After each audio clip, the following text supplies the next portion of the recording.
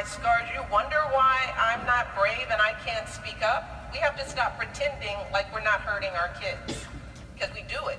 But I think you and I, we were fortunate We were very early on to have people who loved and believed and supported us.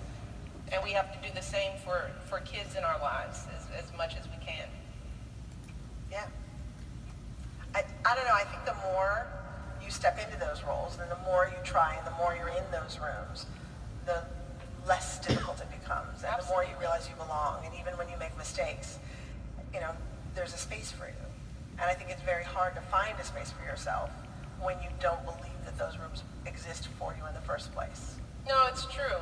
And a lot of power and bravery is practice, you know, and some of that is taking the risk to try to be at the table.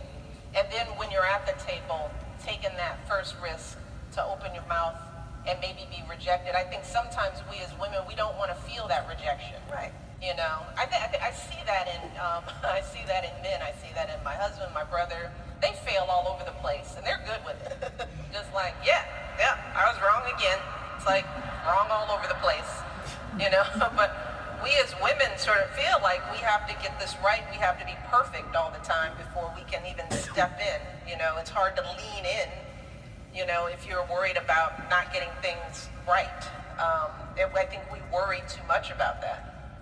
Do you think that women in general have less chances to fail? You know, you fail once, people start labeling you faster than they'd label a man ever.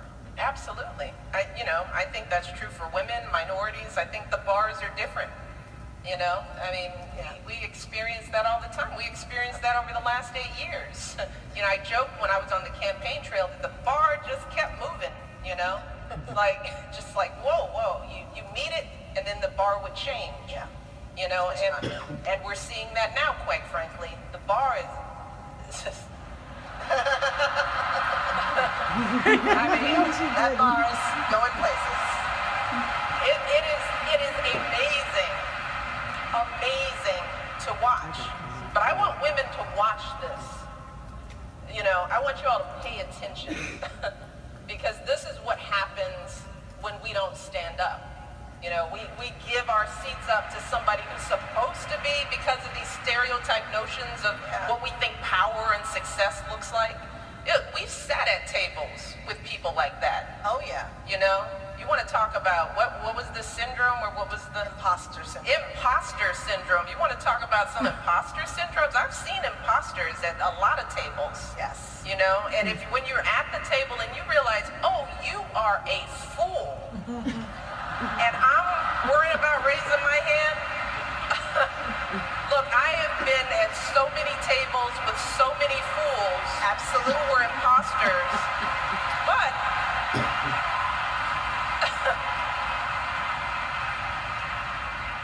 But shame on us if we sit by and let an imposter talk us down. Yeah. You know, shame on us.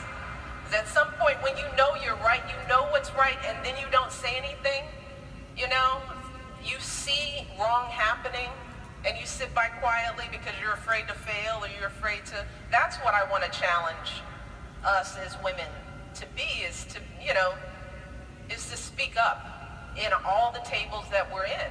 Because if we don't speak up, our voices are never involved in the process of problem solving. And we don't get to the right answers without our voices. Do you do this for the women who work around you, who you work with, the younger women or the women who... Oh gosh, we have these conversations all the time. I do too. All the time. Now, I have a heavily female staff, so we run things here.